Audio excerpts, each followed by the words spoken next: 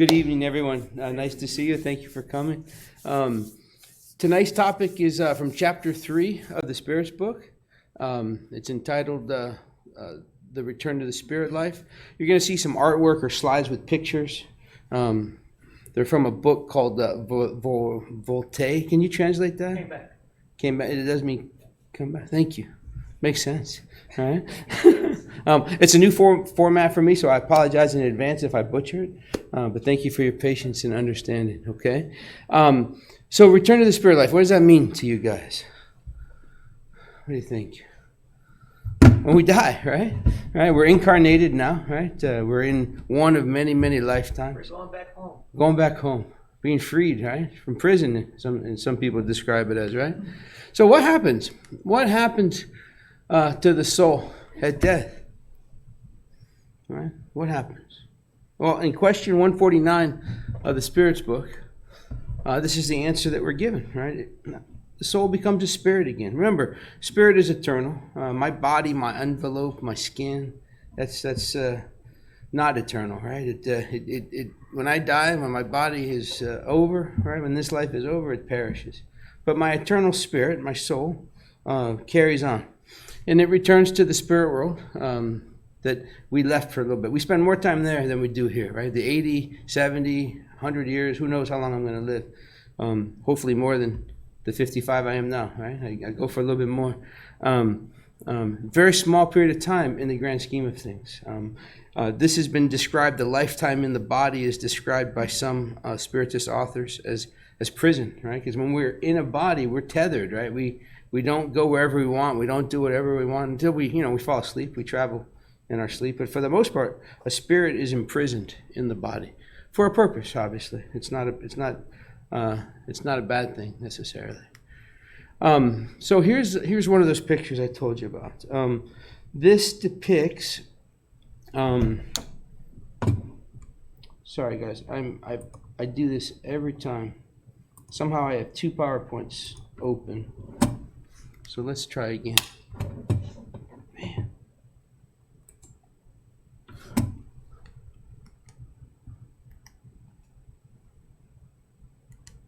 There we go. So this caricature, this picture depicts a gentleman that's in the process of dying. He's not completely dead necessarily, right? He hasn't taken his last breath, perhaps, but he's in those stages, right? He's approaching the end. To his left, you see that silhouetted version of him, the spirit, right? Over them, right, you see a spirit guide assisting, separating the spiritual part of him, the paraspirit, from the physical body. The spirit guide is praying, is giving loving vibrations, assisting in this process because it's lengthy. It doesn't happen instantaneously. It takes time, and the spirit guide is assisting in this process. So this process, do you think it's painful? What do you think? Can be, maybe. Yeah, could be not. Question 154, the answer we're given is for the spirit, not necessarily. Now, obviously dying, right, could be painful for the body. For the spirit, in this instance, they suggest no, that the body suffers more during life than at the moment of death. The soul feels very little at death. I have read contradictory passages, right, where especially if a death is sudden, right, unexpected, that could be more traumatic for the spirit as well, more confusing for sure, but not necessarily physically painful. The next picture depicts that moment when the spirit starts to separate more. The body at this point is definitely in those final stages. Your life, you know how they say your life flashes before your eyes, right? This is what they're describing here in this book, that as the spirit starts to separate from the body and gets further detached, your life, all the things you've done, your good deeds, your bad deeds, your indifference, things when you didn't make a choice, all these things flash, and it can be very confusing. In the book Voltaire, this person is his sister, and they describe which is not uncommon when you hear of near-death experiences or people talking about leaving this realm and going to the other side. It talks about being greeted by someone you loved, a loved one. In this case, in this book, it's his sister. So this gentleman is dying. His spirit is crossing over, if you will, still attached to the body and very confused, right? Seeing his life flash before his eyes, seeing his sister, not being able to speak or talk at this point, very confused.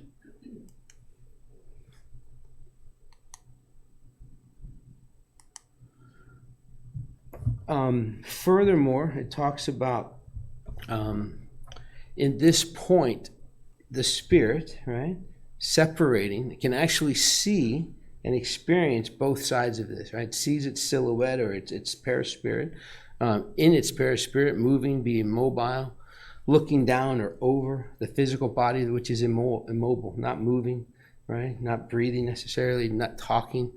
Does that sound like it'd be confusing? Yeah, I don't want to see two of me, right? Be very confusing, I think. The book describes that the physical person here is very immobile, right? Not doing much of anything. The spirit, however, thinking or not necessarily knowing for sure whether am I dead, am I alive, very confused and not really being able to do much other than be a bit bewildered, if you will. At some point in this process, the spirit gains the ability to slightly thinks he can move, thinks he can talk, his vision gets better. So what's depicted here is the sister assisting. Remember, the sister has passed, right? The sister's not living on earth, okay? But assisting in the process. He's met in this instance by two other spirit guides. They're named in the book, but for our purposes, just understand that these are guides in the process. They're more advanced spirits. They're assisting. They're going to help this gentleman spirit transition more fully. And in this part of the process, the spirit is starting to be able to see with some acuity, some focus, and still confused, but getting more of the picture. At this point, Voltaire describes that there's no pain necessarily for the spirit, but physically or mentally, the feeling they're experiencing is exhaustion. Right? They've gone through a very confusing process. The body that they were attached to, what they view themselves as, is dead or not moving. Very confusing, and they talk about in this situation spirits migrating, traveling to a beach, to an ocean, and that's depicted a lot in modern day movies. You'll see, and I forget the name of the movie, but no, well, maybe Ghost, but there's another one with Dennis Franz is his name, and another actor. But anyways, one guy was an angel that came back to be a human, and he's helping another angel in the situation that wants to be human, right? Because he's fallen in love. Anyways, there's several scenes in that movie that depicts spirits or angels at the beach at sunrise and at sunset, because it gives them energy. And Voltaire talks about that spirits in this situation, exhausted, are taken, guided to a beach. You notice there's still the silver cord attached to the spirit, right, to the perispirit. What that is representing is that the perispirit's still attached to the body, right? There isn't a total separation yet. He's still going through the process of crossing over, right? So still attached to the body, still confused, exhausted at the beach, receiving some vital energy. And it makes sense, right? I always feel, ever walk barefoot in the sand, right? Always seems to energize me, right? There's something going on there for sure. All right, so question 155 of the Spirit's Book asks, how does the separation of the soul from the body occur? All right, and the answer we're given is that once the bonds that held the soul are ruptured, right, it disengages itself. It's not quick. It's not fast. It happens gradually. And the spirit disengages little by little from its bonds. And they don't break. It's not a forced snap, if you will. I think when I read that, I thought of dry pasta. You can just snap it. It's not what it's like. It's more like a rope with many little pieces of rope that are intertwined, little by little, unraveling. Or one of my daughters, with her braided hair, unraveling the braid, right, as opposed to that snap. Make sense? Awesome. All right. And in this question, we're reminded, right, that death isn't the destruction. It is the destruction of the body, not the spirit, not the soul. It's not dependent on the vitality of the body, the strength of the person. It's simply that the spiritual envelope, that perispiritual envelope, is separating when the body is dying, right? When the organic life ceases, it says here. We're reminded that this varies in speed, right? Very much like we talk about evolving morally, right? We evolve at our own pace, but based on our own deeds and actions. Same thing with the separation from the body, right? From our spirit from the body. It varies based on how we lived our life. How tied am I to vice? How tied am I to material things, right? If I really love my car and I love my house and I love my bank account, right? And I live my life addicted to that kind of stuff, it's going to take me longer to separate than someone that's more tied to love and a cleaner life. Make sense? So there you go. So little by little, I'm trying to live better, right? And again, we're reminded that this is not related to any vitality in the body, but rather the affinity between the body and the spirit. And the more tied we are to material life, the longer that is, the harder that is. All right, question 159 asks, what sensation does the soul experience at the moment it realizes that it is in the spirit world? It's like, bless you. Think they're excited? Yay, I'm here. What do you think? No. They say, it depends, right? Go either way, right? If the person, when alive, did evil for the love of evil, right? That spirit, when they first realize they're in the spirit world, they're not confused as much anymore, and they realize this, that they say they'll feel feelings of being ashamed.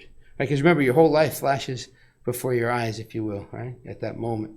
And if you lived a life of just being evil for the sake of being evil, you're going to feel ashamed for those wrongs.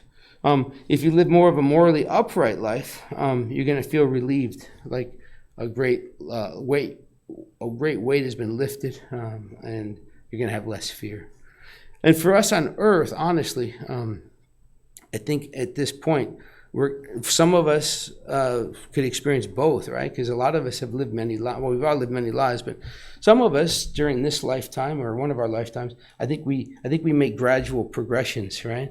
And we live perhaps better in the second half of our life or at the time we're dying, to where you're going to definitely have some pain and some negativity for things you've done. But I think we're also going to have those positive things as well. But overall, if we've lived a life more attracted to or more in tune with evil, then obviously it's going to be more painful. So also in this question, they talk about the state of confusion after death. Upon leaving the body, is the soul immediately conscious of itself? And I think we've already answered that, right? There's definitely a state of confusion. There's definitely some time, right? And it varies from each of us. But essentially, the answer to this question that we're given is just immediately is not the right word. It remains in a state of confusion for some time, and it varies. So definitely not immediately. This next slide, notice in this slide, there's still that silver cord attached to the spirit, the perispirit. Make sense? That means the body at this point is probably at the funeral home or in the morgue, right? The spirit is with spirit guide and with that relative or loved one that went before him, and they're walking a familiar environment, right? something that the Spirit recognizes. In this particular picture, when you read the book, it talks about an incarnated person, right? A human walks through the perispirit, right? And it's very confusing at the time because, in his mind, he still doesn't know. He's slowly grasping the idea that he's not in a physical, a material form. But through this process of this walk, of this venturing away from the body with the guide, little by little, accepting, more aware of what's happening. Eventually, this can happen. Doesn't mean this always happens, but it's not uncommon, according to this literature, that you wind up at your own funeral. All right? Could you imagine? I hope they're saying nice things. Right? There's ego and pride talking, right? It's funny, y'all. I always think of big funerals as somebody that maybe did good or did love, was loved a lot. But in this chapter and in this book, they talk a lot about funerals. Not a lot, but they talk about the more social funerals and things to say and things not to say. And in this particular slide, the body's in the casket. The spirit is off in the distance, observing and listening, hearing all kinds of stuff. And the impact that it has on the spirit is very, very strong. It's a reminder for us, the living, right, of a couple of things. If we attend a wake or we attend a funeral, our thoughts, our feelings are received by the entity, right, the spirit that more than likely is there observing this, and that we should refrain from activities that could be negative. Words, actions, thoughts, that we should really spend most of our time in these situations praying for the deceased, praying for their transition, praying for them to find peace in the process, praying for their family that's mourning, and not necessarily, indulging in comical or lower level conversations. It's not benefiting the spirit.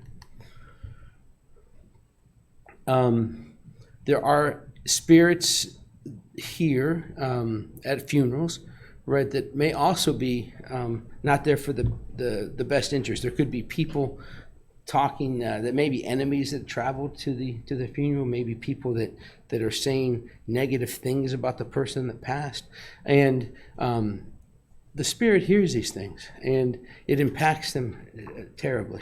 It can really set them back and lower their energy, and at this point we really want as much positive energy as possible going to the person that's in this process, the spirit that's in the process. So we should refrain from lower level conversations. All right. This particular slide talks about, again, we're at the funeral. There's lots of activity inside the perispirit. The spirit is there, still attached to the body, listening to all of these things, having all of these feelings. This slide depicts, this photograph or this picture depicts a car of people coming to the funeral. Perhaps they're leaving, but they're deep in prayer. And we're reminded that at this time, the spirit is extremely, not only sensitive to what's said and sensitive to prayer, but in need of prayer, in need of being lifted up, in need of being supported. So our prayers for the dead, right, if you will, for the deceased, are huge. They hear them, they need them, their help. We have books in the back where you can write names, and there's a group that prays over this, right? So people that are on the other side, that your prayers, your thoughts of love, your caring is received by them, and it's very beneficial, all right, for them. And that's what this slide depicts, that they're very, very open and in need of positive energy and prayer. So at this point, if you notice, there's no more silver cord attached to his head. he's the spirit's completely separated from the body now at this point. You notice there's a beach in the background, and he's assembling with other spirits that have deceased recently, that have crossed over recently. And they're preparing for the journey to the spirit world. Their spirits still here on earth, but they're about to make this travel, to go to this destination together. And this is depicted by them being greeted again by elevated spirits, by guides. This is actually depicting his mother, I believe, coming to see him as well, who's previously passed, and they're about to take this journey. So they congregate with other spirits that have passed recently. They're greeted by guides, and they're about to take this trip together. Right? And they depict this bridge. The bridge is there for support, they say, just in case they need it, but there's no legs, there's no physical form, if you will, as far as bodies. They're actually volatating. What I didn't understand from the book, and I still don't understand really well, is the bridge there for them visually so they're not fearful, or will that bridge actually help them? And I really don't know the answer. But at this point, they're talking about the fact that these spirits have definitely detached from the body. They're definitely more aware. They still don't know exactly necessarily what's going on, but they do know that they're traveling. They're ambulatory, and they're moving. So they've made the cross. They're now at this spiritual city. They're greeted by other spirits. Some of these people they might know, some of these people they may not, but the energy is completely different. During that transition from Earth to this destination, they've crossed through lower levels of the world. There might have been some fear, there might have been some uncertainty, they might have seen things that scared them, and they finally get to this place, and it's just happy and it's positive, and they're greeted with love and warmth.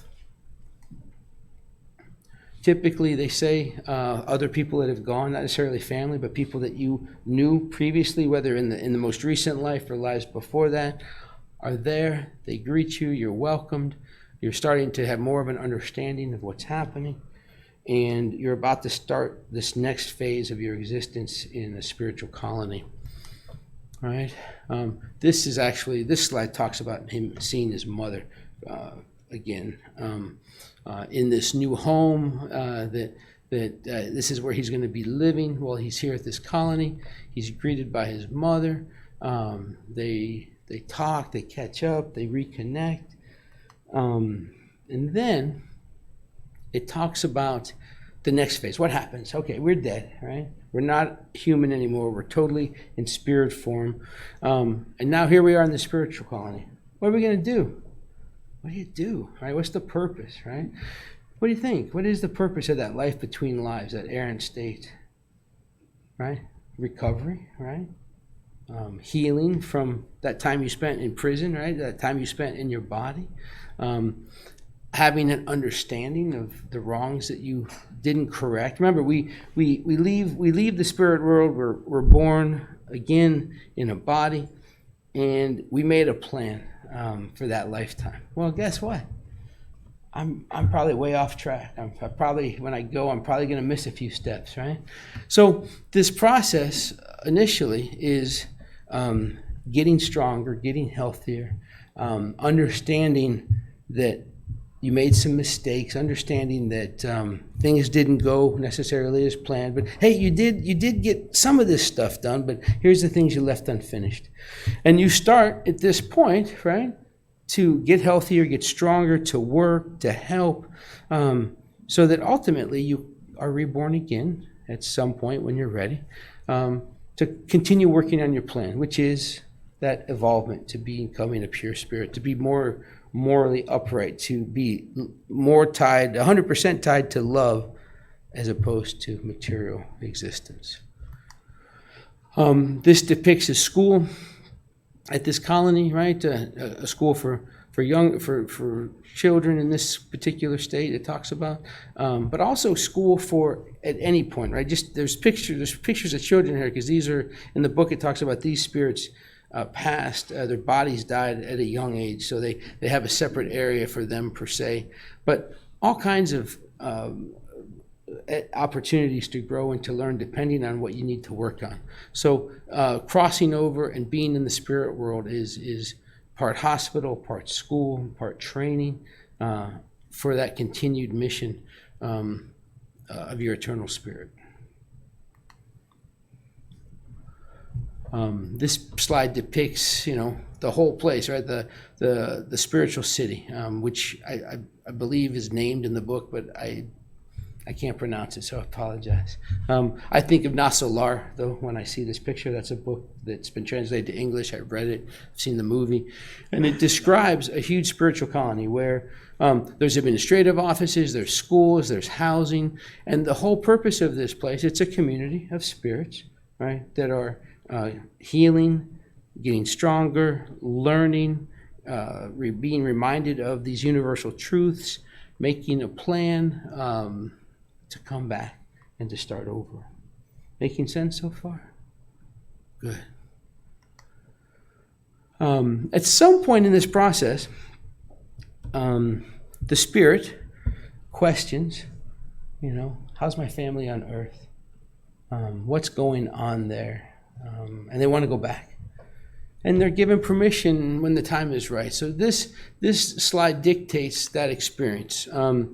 The spirit in the past being escorted by two guides, actually transversing along a familiar pathway to this spirit.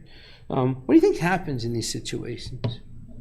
Think it's great and happy, or think it's bad? Probably a combination of both, right? I think what happens, and as I've read in other books, this process, if you're not ready for it, if you haven't studied enough, if you rush it, if you're trying to fix things, right, it's going to be hard. If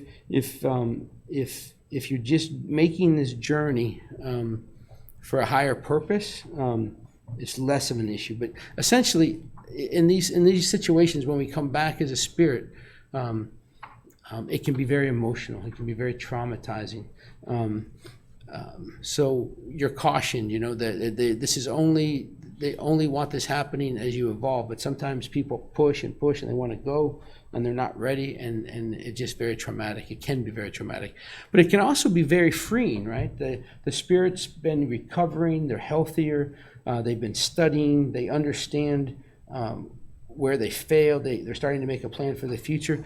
Coming back to where they spent their last life can also be very freeing, and a reminder that life is transitory. The physical life, the material life is very transitory. It serves a purpose, but it goes on. Your family that's still on earth, for the most part, is living their life. They're healthy, probably, they're doing whatever they're supposed to be doing. You realize that without you, there may be some sadness, but they're doing okay, or they're following their path, so on and so on. So that's what this slide depicts, is that journey back for this particular spirit. The other thing that this spirit learned and encountered on his trip back to earth was his ability now to see incarnates and the spiritual entities attracted to them, right?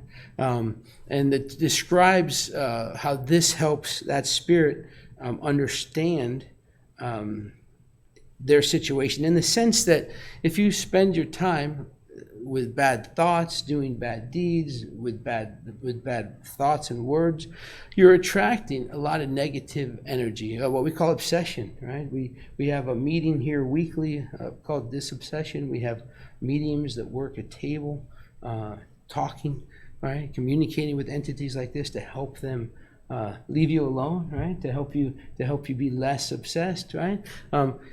With love, with respect, with listening, with an open heart, walking them through, talking them through love and the lessons of Christ, and doing our best, the mediums doing their best to help these entities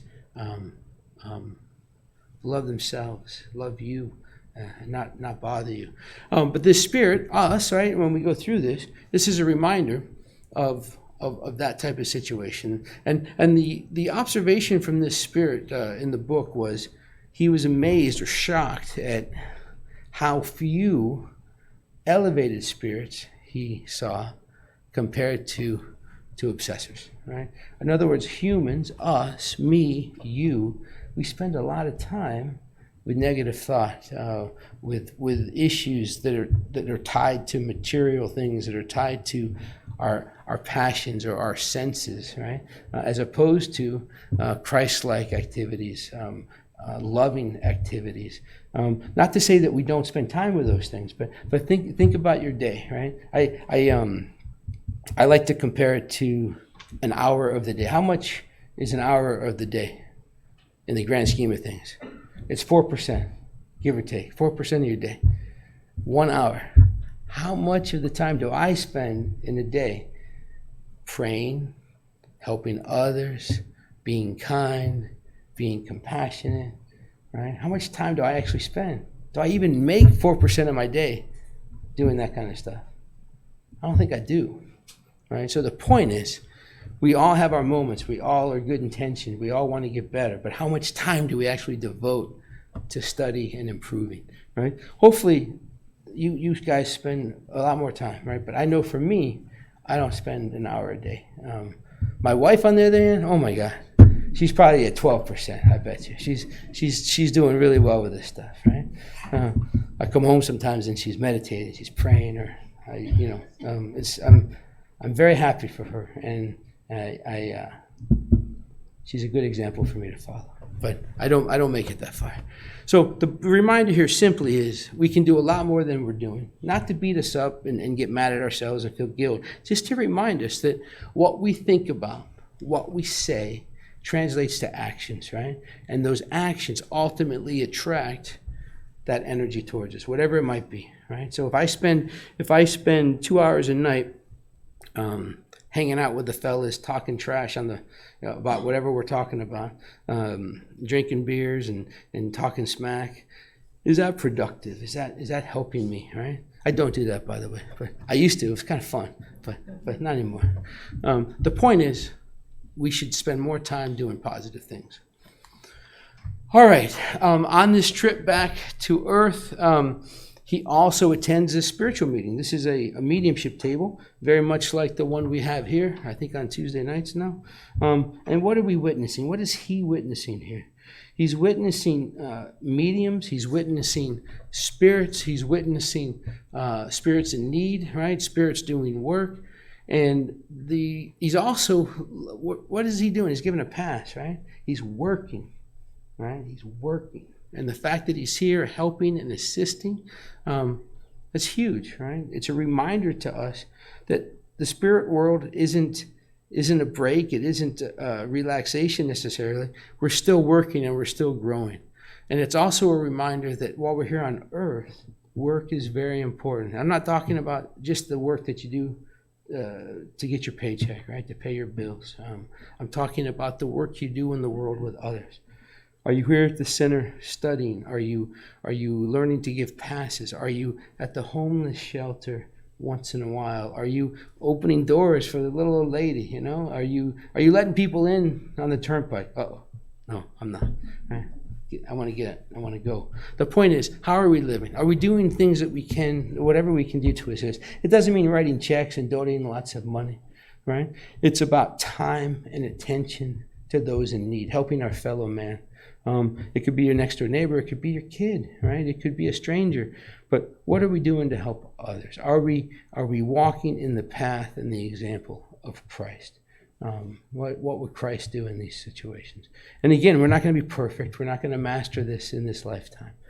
But are we spending maybe between now and the time I die, instead of 2% of my day, did I get to 4%? Did I get to 8%? Right? Am I improving the time I spend helping others? All right.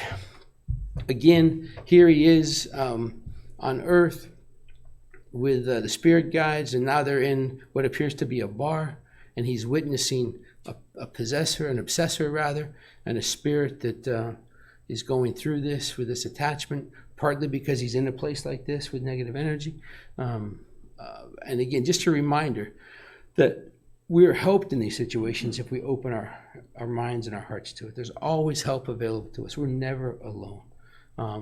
And that we can always object to the obsessor. We can always reject the obsessor. Just because we're being influenced negatively to do something that's not so good for us or for others, ultimately our free will decides, am I going to do this or not? We have the ability to say no. And we always are surrounded by those that can help us if we ask and we listen. Easy enough? That's hard, right? It's hard. All right. Again, he's working. He's helping. The obsessing spirit is rejecting and pointing the finger and get away from me. This is none of your business. And here they are, spirits helping, and this is his introduction to this. This is his first trip helping. Yeah. Oh, yeah. I'm sorry. Forgive me. One curiosity: why are the spirits and low evolution, right? Looks when imaging. Yeah.